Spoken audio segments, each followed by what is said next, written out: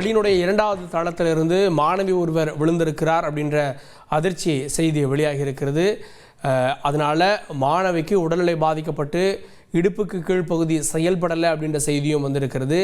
கரூர் பக்கத்தில் இருக்கக்கூடிய ஆச்சிமங்கலம் பகுதியில் அவர் அனுமதிக்கப்பட்டிருக்கிறார். செய்தியாளர் மணிகண்டன் இணைகிறார். மணிகண்டன், இது கரூரில் எந்த பள்ளியில் நிகழ்ந்த சம்பவம், விவரங்கள்? வணக்கம். கரூர் மாநகராட்சிக்கு உட்பட்ட ராயனூர் பகுதியில் உள்ள இலங்கை தமிழர் மறுவாழ்வு முகாமை சேர்ந்தவர் ராஜேஷ் கண்ணா. இவர் ஆட்டோ ஓட்டுநராக பணியாற்றி வருகிறார். இவரது மனைவி குளோரா பின்சியா. இவர்களுக்கு 13 வயது மகள் ஒருவர் அருகில் உள்ள ஆச்சிமங்கலம் கிராமத்தில் உள்ள தனியார் பள்ளியில் 9ஆம் வகுப்பு படித்து வருகிறார். இந்நிலையில் இன்று மதியம் சுமார் 3:30 மணி அளவில் 2வது மாடியிலிருந்து, அதாவது பள்ளி வளாகத்தில் உள்ள 2வது மாடியிலிருந்து கீழே விழுந்ததாக பெற்றோருக்கு பள்ளி நிர்வாகத்தின் மூலம் தகவல் கொடுக்கப்பட்டுள்ளது.